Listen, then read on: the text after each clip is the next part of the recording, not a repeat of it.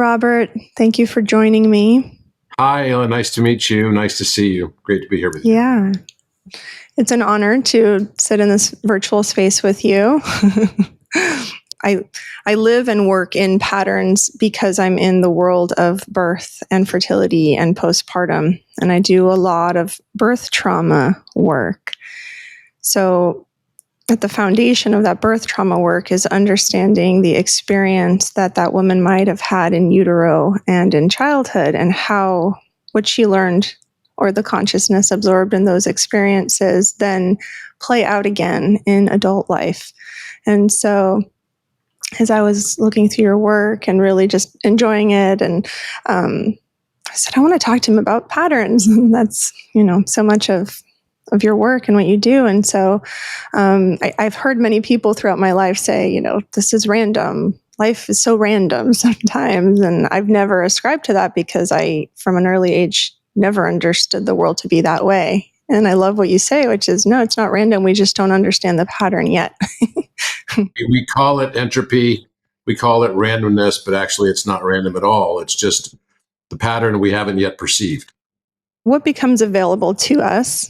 Like, how can we experience, miracle and divinity if we're in this state of believing that everything is random, that things are not connected? Like, is that a type of victim consciousness? Like, what inspires us to want to be in this state where we believe things are random and not connected? I think that's a really interesting question, the way you're approaching it. So let's definitely unpack this, because I think there's interesting nuances inside of this that we can really capture something maybe very unique from it.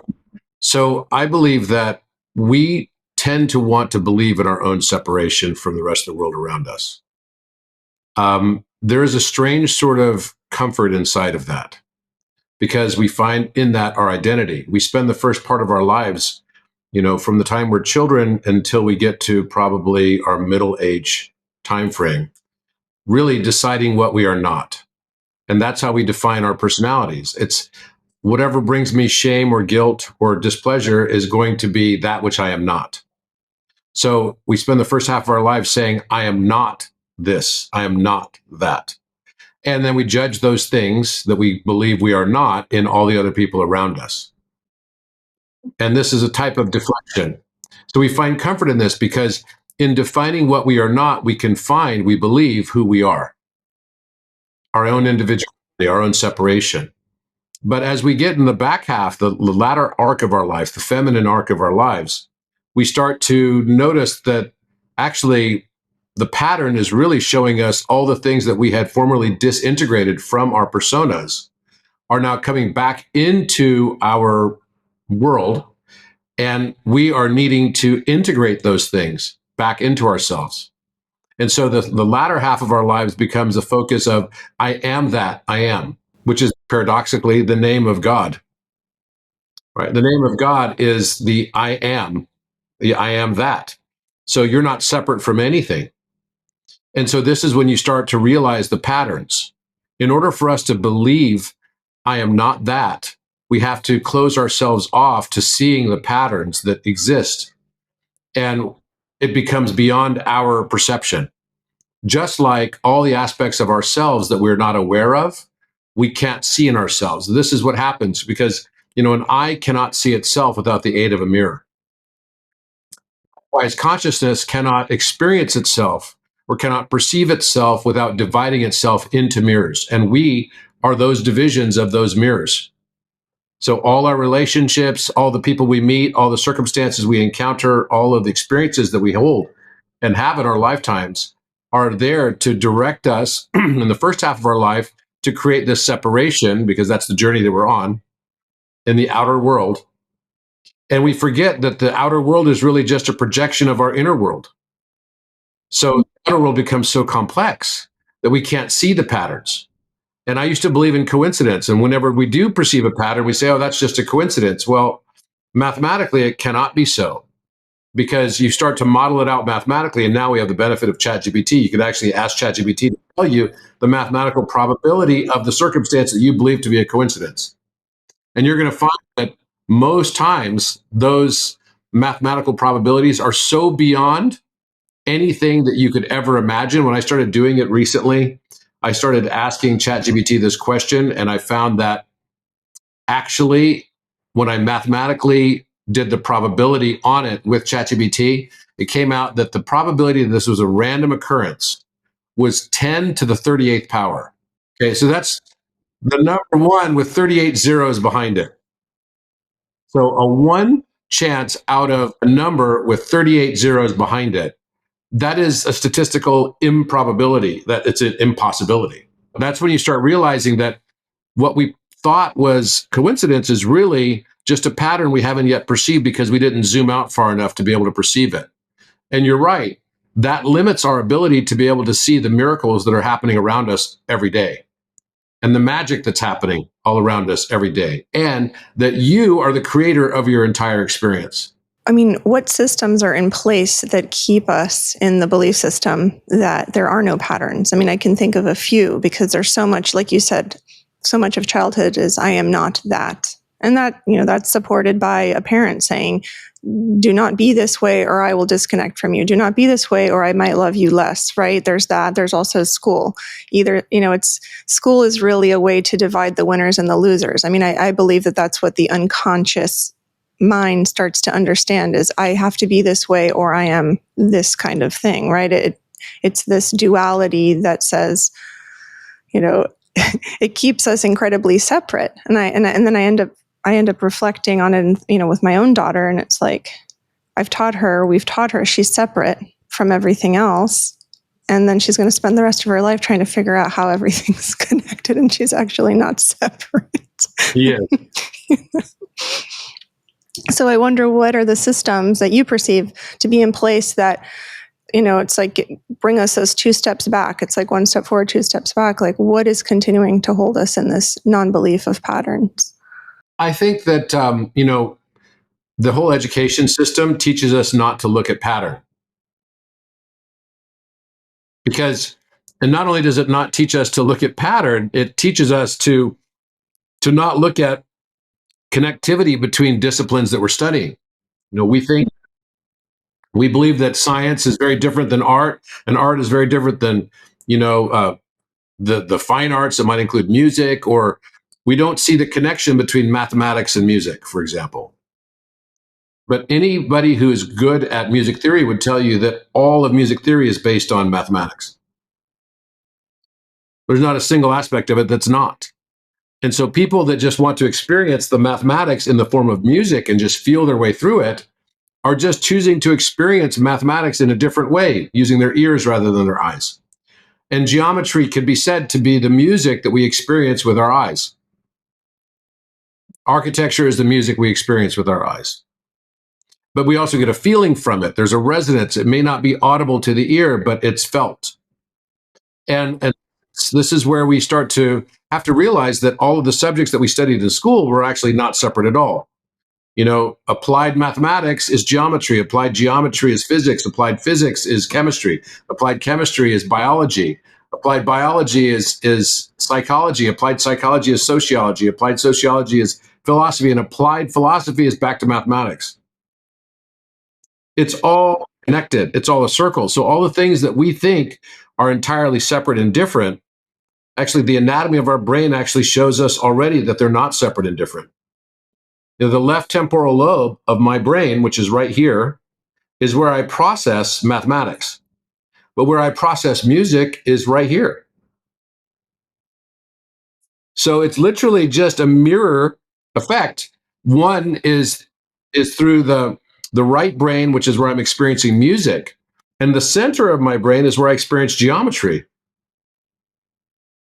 So geometry is as to mathematics as geometry is to music, just in a reflective opposite state, like a mirror. Right. There's just mirrors everywhere. I became keenly aware of that. I went to Bennington College, so that was my entry point into the interdisciplinary world. I was taking modern dance classes and ballet. It was the first time I was really I grew up playing the harp, but this was the first time I was really now playing with other musicians and having access to move my body, to use my hands because I was doing sculpture.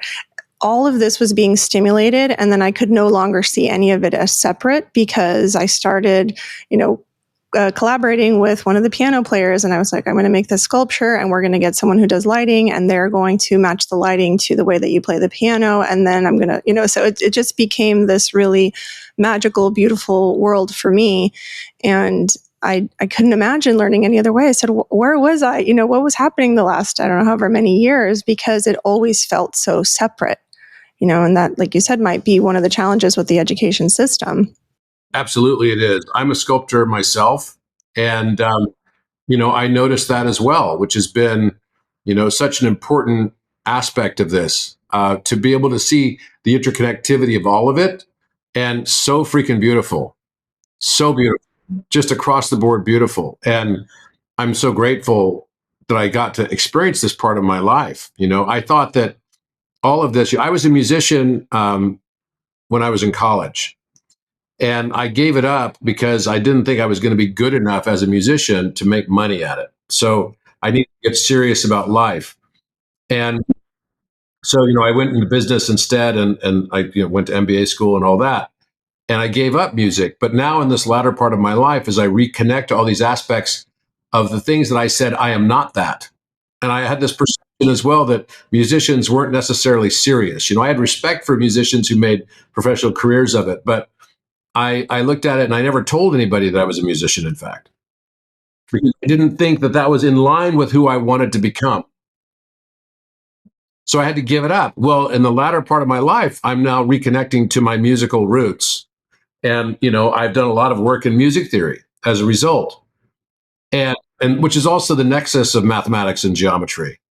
But that's been my reconnection back to music and song and playing instruments and everything. I have every kind of instrument you can imagine here in my because I just love music, and it's a reconnection to the aspect of myself, even the aspect of myself that I would say I am not that, the feminine qualities of myself.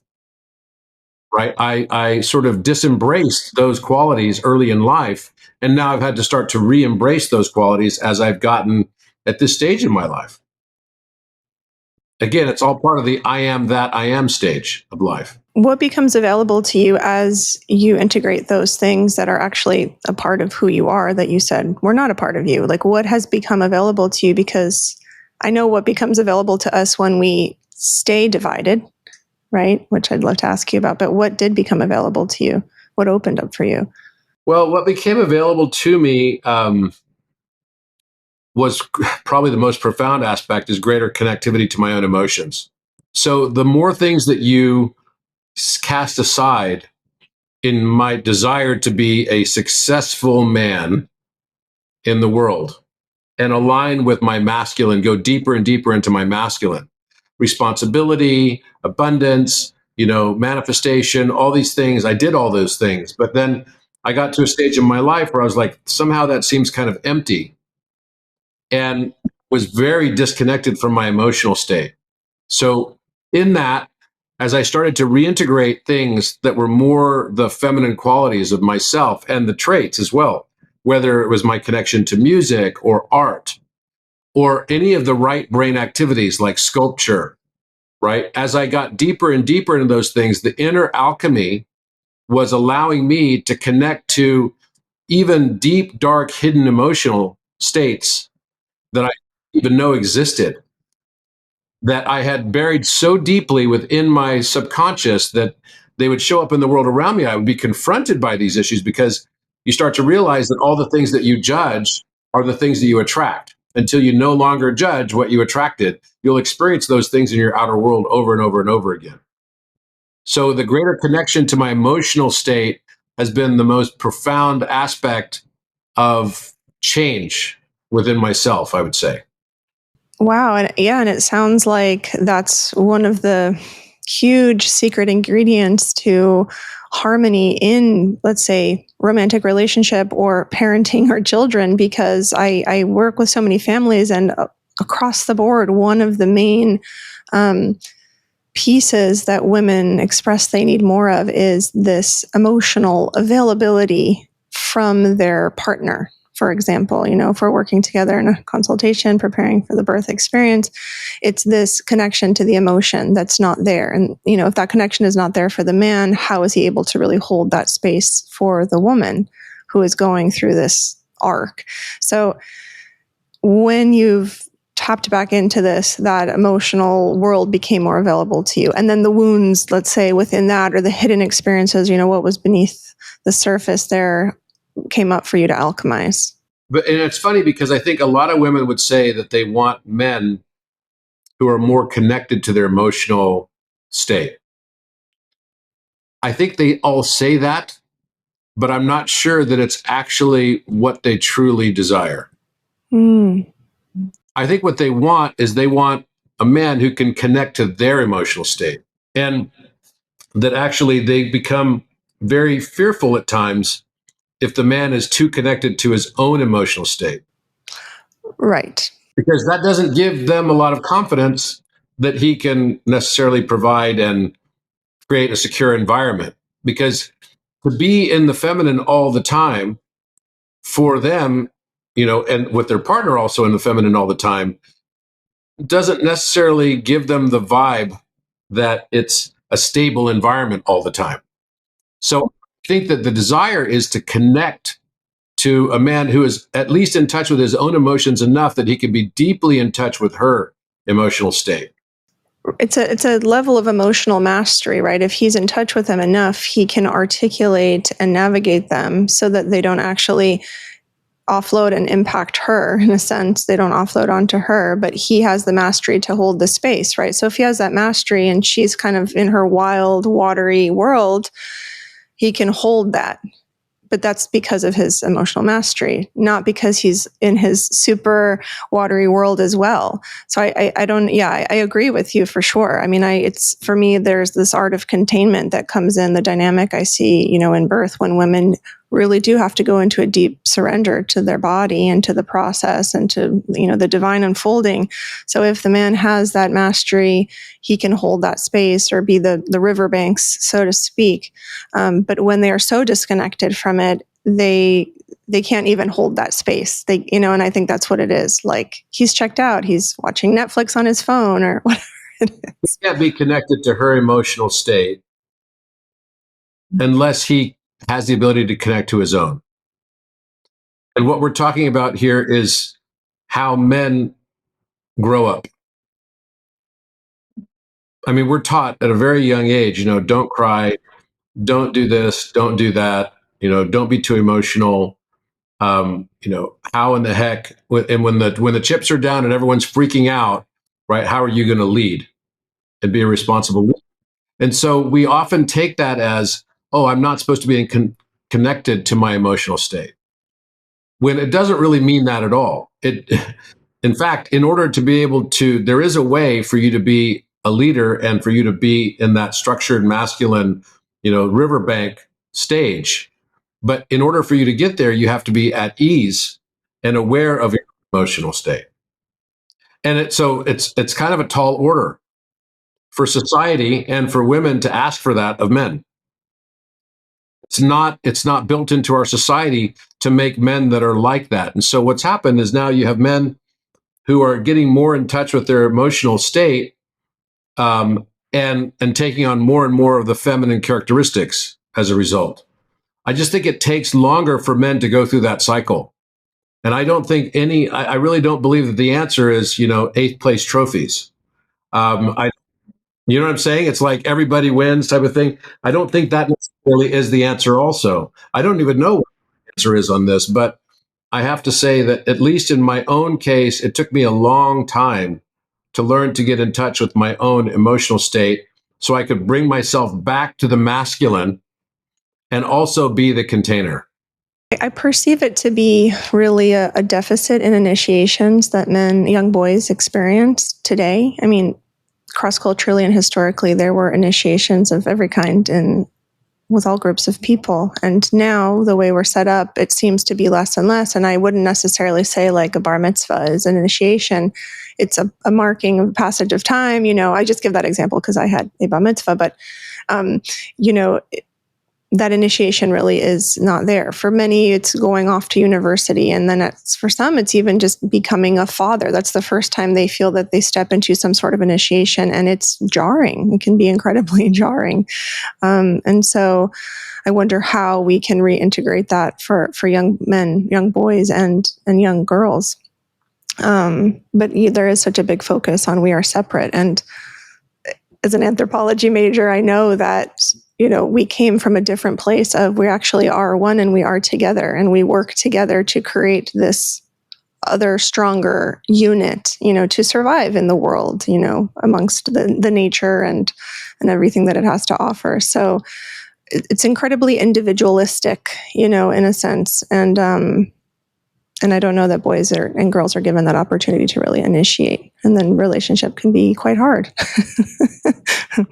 Yeah, no, I think you're right. I have a young boy myself who's, be 6 years old in a couple of months. And how I teach him is, I kind of wonder about it myself. In a way, I'm kind of glad that I grew up a little bit out of touch with my emotions in a way, to be honest, because it helped me manifest and live in a tough world. So I got to learn how to manifest and got to learn how to operate in society successfully before I went through my spiritual awakening. And thank goodness for that, because I know so many people that are kind of early on in their watery feminine side and then are unable to really self-actualize at the pace the society would expect them to. So for me, the pathway, I can only speak to my own path. I can't speak to how other people should be or what they're experiencing. But for myself, I'm kind of glad that I went through the path the way that I did, and that I realized how to be abundant by, in a way, going through the path where I repressed and suppressed my emotional states early on, and then later on, I woke up to them. But I know at their own different path, and maybe, and I struggle with this. How do I teach my son this? Do I teach him, the more traditional masculine path, or do I teach him to be in touch with emotions along the way? Is there a way to shortcut this process so that he doesn't have to have a big crisis in the middle of his life? Well, maybe not, because maybe it's all set. Yeah, maybe it is all set. I like the idea of controlled adversity, but the way that I provide that really for my daughter is through participating in what I consider to be these ways of, survival, right? It's like learning to cook, learning to knit, learning to be outside, learning to be uncomfortable and resourceful outside, and not intervening when there is conflict, in her world, right? And asking her what she might think is best in this situation. And then also what she might feel in her body, because I've heard you say in various settings that you've had pretty strong psychosomatic responses to situations. And the recognition of that early on in childhood is so important, because so much of, us being lost in our 20s, 30s, trying to figure out, does this feel good to me? Does that not feel good to me? Why am I people pleasing, or whatever it is that feels not right, has to do with early on not being asked, what does it feel like in your body in this moment, and what would feel better?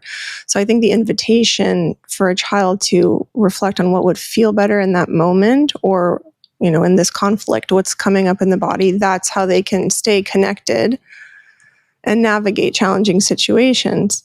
But when we go in to fix and prevent all the time, that's when I think we often create issues for our kids growing up. So either we control and suppress, or we always fix, and it seems like those are kind of two mainstream approaches, or the average approach, let's say. So how do you think we could actually support our child in having this change of perception and stay connected without this control, maybe? Because the helicoptering is a form of control, and the prevention of adversity is a form of control. I think it's a really good question. And should we practice the prevention of, of some other outside intervention that comes in? And I don't really know the answer to that question. The one thing I've learned through all of this process is the more I learn, the less I feel I actually know. Yeah, same. So I don't know. I believe that everything is predetermined. I believe that what we call free will and destiny are actually synonymous terms, because destiny is the free will of our higher self. And you are that as well. We're just dimensionally limited avatars that are here to have an experience. And so I feel my responsibility with my son and my daughters is to help them along their personal journey that they have chosen, and provide them with perspective, but let them, sort of teaching them correct principles, but letting them govern themselves largely on what they want to experience, and not trying to overly control what it is that they're going to experience and do. Uh, but there are certain aspects that I want to make sure I teach my son, how to provide, how to be strong, how to be a man in today's society, uh, and what's expected, so that at least he understands those things and realizes, so most importantly, that no matter what, I love him regardless. Yeah, that unconditional love that, however you decide to express in this life, I'm still going to stay connected to you. And my connection to you is not conditional based upon what makes me comfortable. I mean, that's a huge thing in the parenting world, believe it or not, maybe not in our smaller echo chamber, but it's a very common approach that if you behave this way, it reflects poorly on me, and I can't stand to look this way, maybe in front of other people or certain type, society, whatever it is. There's a lot of this kind of subversive caretaking, let's say, that happens with children. I mean, I don't think I would probably lean on that direction at all. It's like my son's choices, what choices he makes are his choices to be made. Like if he decides that later he wants to be gay or something, it's like it's irrelevant on how that makes me look to other people. And by the way, the reason why it's most irrelevant is because I don't care how I look to other people. Of course, exactly. That's the main thing here. So if I'm teaching him that I should care through my actions, right, my everyday actions, that I should care, and that I do care deeply about what other people think about me, and I'm looking for validation from those people, I should not be surprised when he grows up in a similar way. What I want to be to my son is an example of authentic living, and not caring how I'm perceived by other people, and still doing what I believe to be the right thing for me. So if someone is on this path of self-discovery where, like you did with sculpture and returning to music, because I know many people who've abandoned those things because it's not in alignment with the life or like the avatar that they have, curated. What can happen besides living in maybe an inauthentic life? What can happen to the body? What can happen to the mind? What can happen to our capacity to manifest when we are harboring and suppressing these expressions that actually want to come out? I think it causes us, by continuing to repress those things, it just builds up this emotion that we have within that are unresolved, and they store up in our solar plexus in particular. And we carry that, as whether we carry it as extra weight, or it's a metaphorical weight that we then take on in a physical capacity as well. So I think that's one of the big things. And then it makes it difficult to be in relationship. You might start displaying dismissive avoidant characteristics in how you attach into relationships, or maybe you're anxious avoidant or fearful avoidant, and you're unable to hold a truly secure relationship, because you might normally, when someone falls in love, if you fall in love, you want to be with that other person, whereas if you're a dismissive avoidant, the very sensation of being in love is so much vulnerability that it causes you to run away from it and to make up reasons why you can't be in it. And this is sad, because it doesn't mean that's not your destiny. It could very well be that that's been your destiny all along, that you needed to learn this experience. But it's also sad if you cannot successfully learn how to attach into relationships, not because of you having a desire not wanting to attach, because you're just a solitary character that would like to remain in his or her solitude, but rather because you're unable to attach. And then your choices become limited because of that. And I'm always trying to teach my children how to make choices that create more choices for them in the long run, and not limit those choices so deeply that they can't find a way to come back to their own sovereignty. I think this is in the zeitgeist right now because there are just women and men that I know who I would say have this kind of divided will, if that's what we want to call it, where they consciously say, I want this, committed relationship, or I want this job, or I have this vision of my life. But the unconscious mind, is so much stronger, as I believe is the co-creator of this experience. So how, if someone's continuing to pursue this, but it's just not happening, and they're new to maybe this world of manifestation and understanding the power that they hold as a co-creator in this experience, how do they begin taking these practical steps to understand that there's an unconscious desire, belief being driven there that is at odds with what they are saying they want? Yeah, I mean, that's really interesting because most people that are dismissive avoidant types don't even know that they're dismissive avoidant types. Right. I mean, that's the problem. They don't know that they're dismissive avoidant. And so the only way that they can find out that they're dismissive avoidant is either they end up in a relationship that they really valued and lost, or they learn that they're dismissive avoidant because they meet someone who's even more dismissively avoidant than they are. Right. And then they experience and they get a full serving of dismissive avoidance, but as a recipient rather than as a perpetrator. And I think that's how they become aware of it. When they finally meet someone who's more dismissive avoidant than they are, then they all of a sudden wake up to their own dismissive avoidance. And then that's when the true healing begins, because the way it works in life is we will attract everything we judge until we no longer judge what we attracted. And the way the universe is going to teach us is through opposites. We experience opposites. So if I'm here to learn unconditional love, I'm going to continue to experience betrayal over and over and over again until I finally learn how to accept unconditional love. And to receive it, you mean like you learn how to receive it? I have to learn how to accept its opposite. The opposite of unconditional love is betrayal.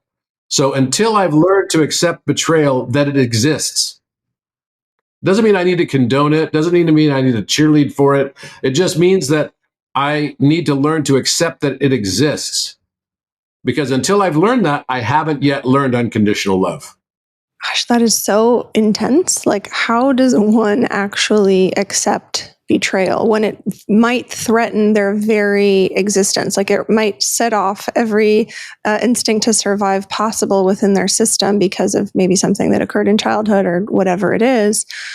How does one, because someone might say, I accept betrayal. I accept betrayal. I accept it for what it is. Are they now manifesting to receive it, or are they simply starting to come to peace with it? Like, how does one actually do that?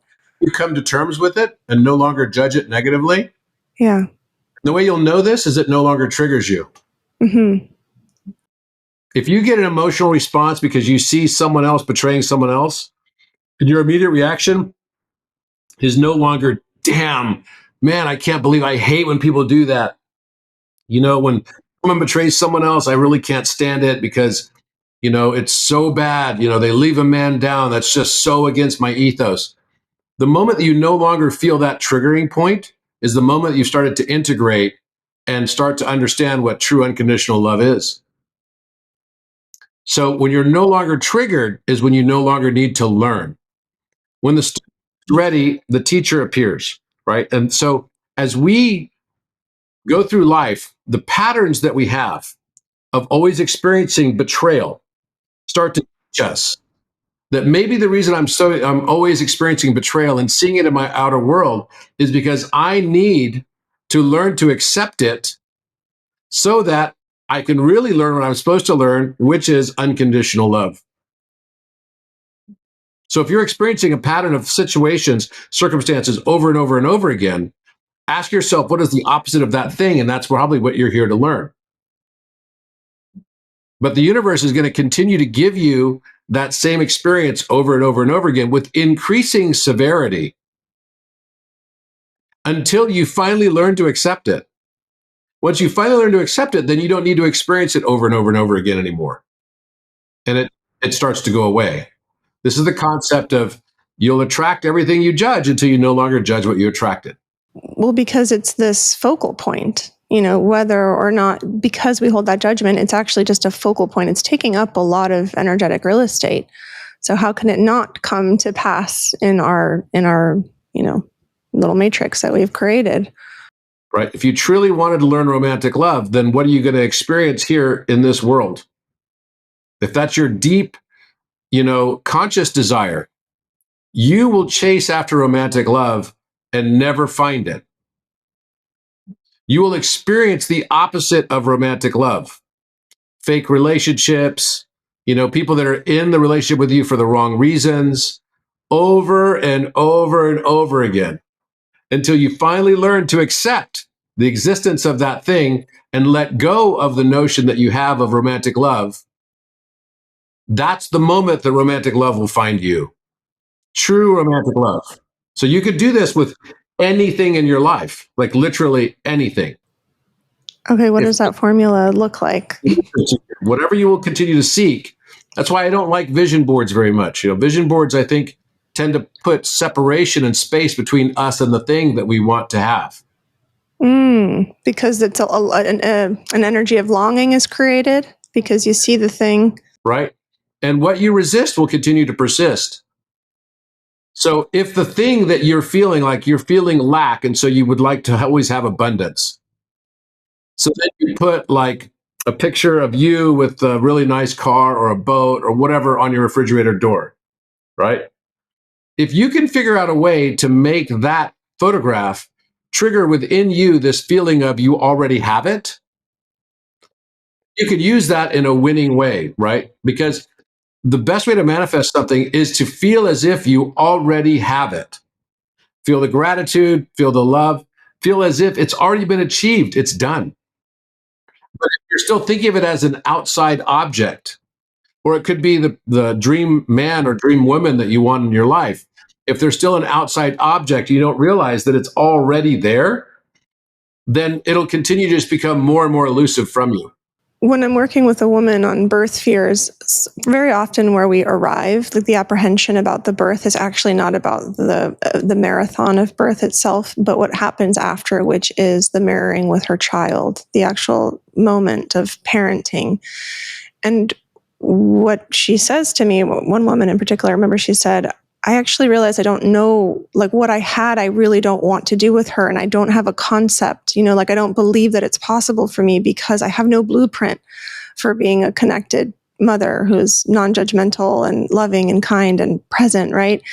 And so, I often theorize that a lot of the complications that can arise in the birth space or the turn of events are not because of a biological abnormality or, high risk scenario that we might want to peg it on. It starts to stem from a belief system about what I'm going to do when I actually have this baby, and am I capable of this experience and offering something that feels whole and good and authentic to this child.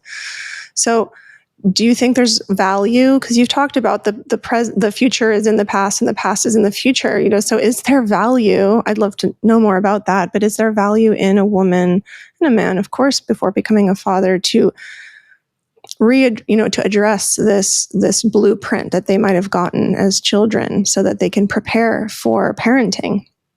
Is this something that you did or reflected on? Yeah, absolutely. No, I think I still am. It's not that I'm done with it. That's the thing, is that these things are so deep in your subconscious mind that they're impacting your outer world and you don't even realize it. And it's like peeling back layers of an onion, right? As you peel back more layers, you realize that there's actually more layers still. Um, it's not that there's just no more onion, right? It's just finer, subtle aspects that you just were not aware of. So I fundamentally believe that our life is a series of this, how do I put it? Awakening is a process of slowly but surely realizing that what you thought was the pain of your life can turn into the purpose of your life.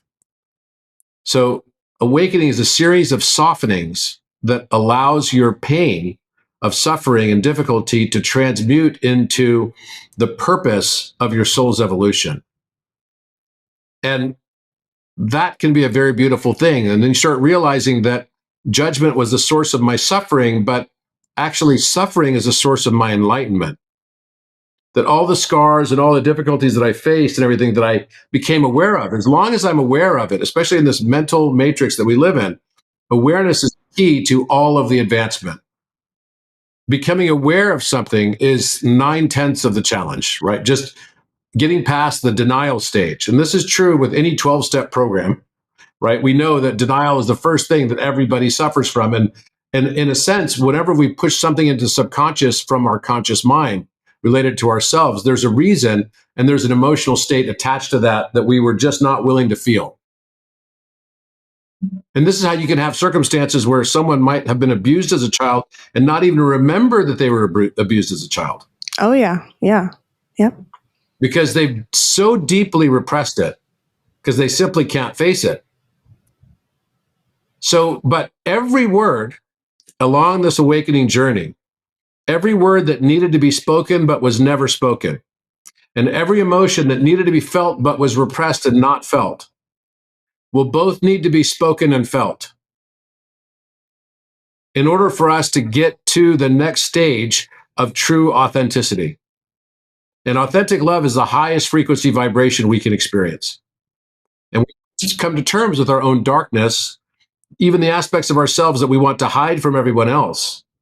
We have to come with that in order to really learn and experience true authenticity and love. I was having a conversation with someone recently, a similar subject matter, and she feels that participating in the religion she grew up in keeps her in a frequency of shame. And she's having a difficult time navigating how to, she understands these principles, and she's almost feeling like the structure of the religion is keeping her in that frequency that she wants to be out of. So her choice point feels like it's abandon the religion and break beyond, or find a way to make it work, but then be in conflict with the religion if I stay within its confines, because the dogma wouldn't allow her to explore beyond those confines. So what does one do when they come into this awareness and they're at odds? They can't live an authentic life because the dogma of this and where they belong, even coming, their family they belong to, would even maybe abandon them, right? How do they break out of that? Or what do you think? Well, I think that, first and foremost, obviously, there's a lot of familial ties, relationships, friendships, and everything that may not be with us for the balance of our lifetimes. As you raise your frequency, you could say that from the beginning of your life until the end of your life, at the end of your life, hopefully you experience the highest degree of self-love that you can have for yourself. And along your journey, you meet people and have relationships with friends and family members and everything that are reflecting the degree to which you love yourself. So if you don't like the way people are treating you or acting around you, then you really should look at it and say, how am I treating myself and acting with myself? Because those relationships are merely reflecting the way I see myself. So if friendships are treating me badly and conditionally and in the wrong ways that I don't want to be treated, then the way I change that is by changing how I see myself. I start realizing that, wait, maybe I've been judging myself negatively and loving myself conditionally on all of these aspects. And by changing myself, by being the change I like to see in the outer world around me, then I can actually change my entire reality. It's all how we see ourselves that get reflected back to us in our outer world. It's not a universe, it's a you-inverse of projected reality around us, because we don't see the world as it is, rather we see it as we are at that moment in time. And as we we evolve and we have this series of softenings and the awakenings that turn pain into purpose, then we can start to realize that our relationships will also reflect the new way which we see ourselves. If you want to call in the love of your life that loves you in the way that you want to be loved, then love yourself in the way that you want to be loved. What might that look like? Because everyone, I mean, it's everywhere in the internet. It's, within friend groups, this concept of self-love. And at this point, it's like, for me, it's so kind of like greenwashed that I don't even really personally understand anymore. Because just when I think I felt it, there's this other thing. So what does it actually look like? If you're trying to call in the love of your life, let's say, what does that actually look like to engage in self-love? So start asking yourself, what do you want as the love of your life? And then be that thing. Once you are that to yourself, then you will start to manifest and call that in. You will reflect that in your outer world. And your next relationship will love you ever more unconditionally and in the ways that you wanted to be loved. If you're achieving it with yourself, it will start to manifest in your outer world. And I believe that wholeheartedly. On a practical level, does that begin with internal dialogue? Yeah, I think it does. I think it starts with asking yourself the question, what are the negative self-narratives that are limiting me? Right? A lot of people think, oh, we live in a matrix. We're trapped in this world. We can't do what we want in this world. And it must be some distortion or something like that. No, this is a heaven or a hell. Earth is, depending on how you decide to perceive it. It's really that simple. And so when you start to recognize that you're literally creating the world around you with all of your thoughts, words, and actions that are consistent to whatever your negative and your positive self-narratives are, you start to realize then that your consciousness can only expand to the volume of the cage of your own belief systems. So imagine you're in a dream. We're both in a dream.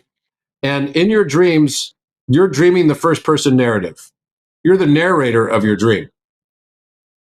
But who are all the other people in your dream? I might show up in your dream. You might be talking to somebody else on a beach.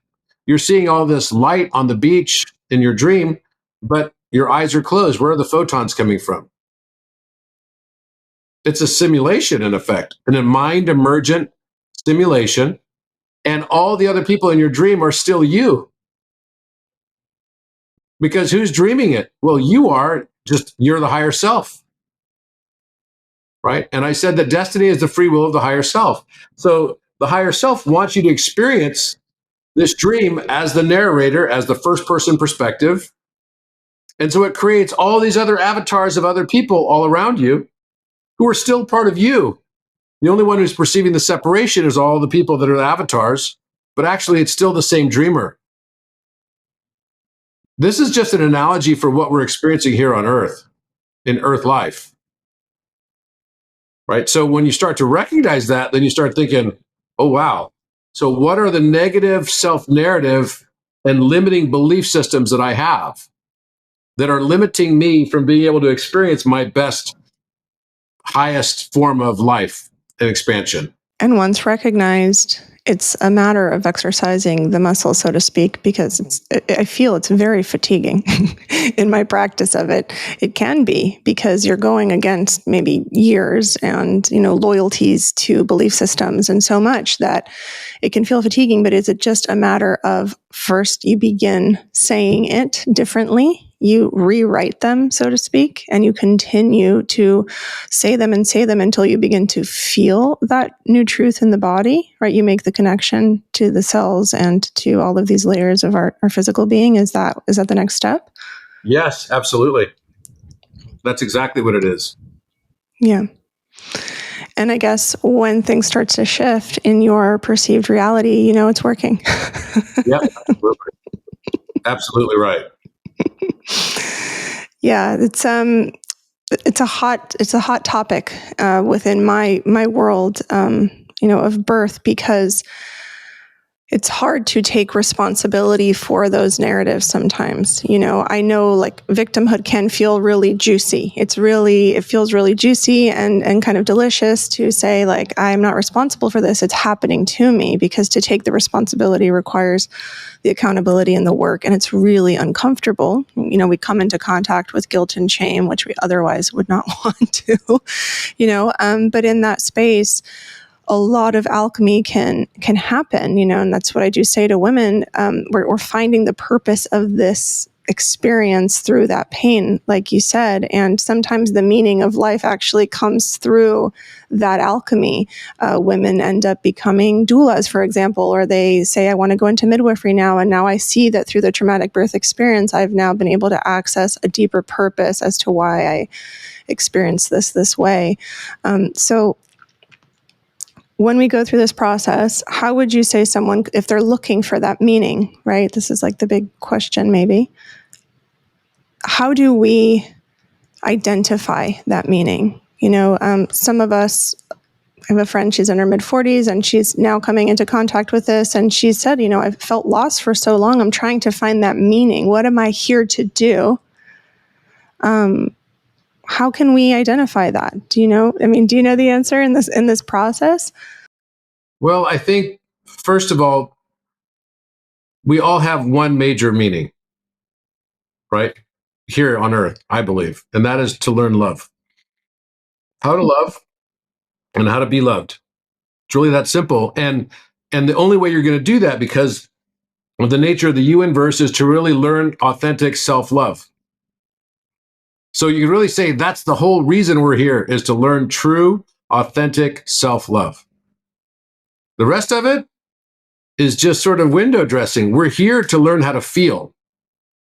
We're here to learn. We think it's a mental matrix, but the paradox is that the reason for the matrix is for us to learn how to feel, and the ultimate feeling of that is true love, to experience true love. So that is our ultimate purpose.